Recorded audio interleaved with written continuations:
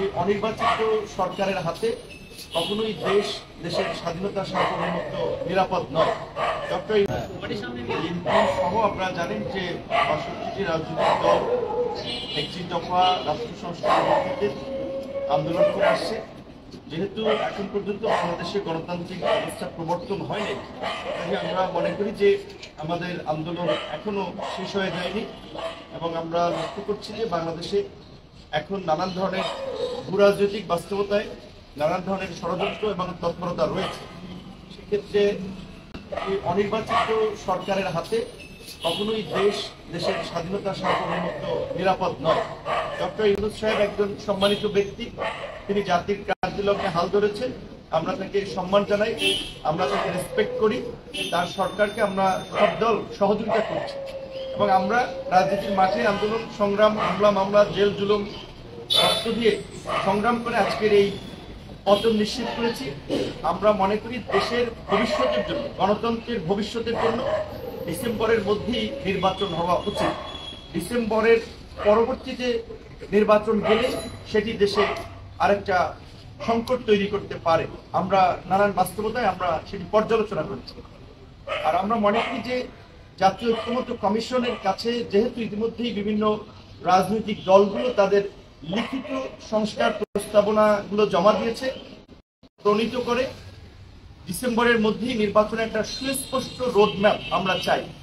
একটা অস্পষ্ট ঘোষণা ডিসেম্বর টু জুন, এটা আসলে একটা সরকারের পক্ষ থেকে এ ধরনের অস্পষ্ট ঘোষণা থাকা রাজনীতির মাঠে একটা সন্দেহ, সংশয় বা জটিলতা তৈরি করে। সেক্ষেত্রে আমাদের পরিষ্কার দাবি, যেটা আমরা ইতিমধ্যে বিএনপি সহ অন্যান্য রাজনৈতিক দল আলাপ আলোচনা করে পরিষ্কারই বলেছি, ডিসেম্বরের মধ্যেই নির্বাচন হতে হবে। বিজয়ের মাসে আমরা বাংলাদেশের গণতন্ত্রের একটা নতুন বিজয় উদযাপন করতে চাই। একই সাথে আওয়ামী লীগের যে রাজনৈতিক তৎপরতা আমরা দেখতে পাচ্ছি যে জুলাই অগস্টের পরে গত কয়েক মাস এটা না থাকলেও এই যে পুলিশ সহ বিভিন্ন বাহিনীর উচ্চ পদস্থ পদে রদবদল করা হচ্ছে, যেখানে রাষ্ট্রের একটা স্থিতিশীলতা আসবে, বরং আমরা দেখি সেখানে আওয়ামী লীগের রাজনৈতিক কর্মকাণ্ড কিন্তু বাড়ছে, তাদের নানান ধরনের তৎপরতা চলছে। এটা সরকারের দুর্বলতার কারণে হচ্ছে।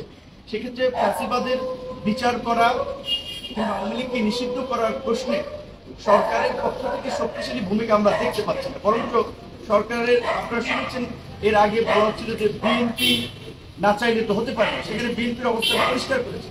কাজে আওয়ামী লীগ এবং ফ্যাসিবাদীদের নিষিদ্ধ করার প্রশ্নেও আমরা সরকারের একটা শক্ত পদক্ষেপ আশা করছি।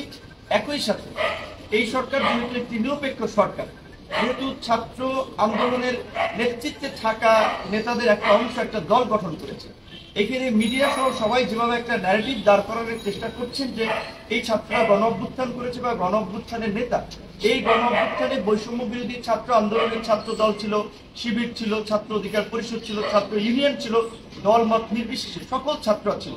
সেখানে ছাত্রদের একটা ক্ষুদ্র অংশ তারা সরকারে গিয়েছে, সেটাও আমরা সমর্থন করেছি। কিন্তু এখন যেহেতু তারা একটি রাজনৈতিক দল গঠন করেছে, তাই সরকারের নিরপেক্ষতার জন্য এই দুই ছাত্র উপদেষ্টার পদত্যাগ করা জরুরি। এবং আমরা এটাও বলতে পারি, বিএনপির সাথে আমাদের আলোচনা হয়েছে, গণ অধিকার পরিষদের পক্ষ থেকে শীঘ্রই যদি ছাত্র উপদেষ্টারা স্বেচ্ছায় পদত্যাগ না করে কিংবা প্রধান উপদেষ্টা এই বিষয়ে ব্যবস্থা না নেয়, গণ অধিকার পরিষদের পক্ষ থেকেও এই বিষয়ে কর্মসূচি দেওয়া হবে। আপনাদেরকে ধন্যবাদ।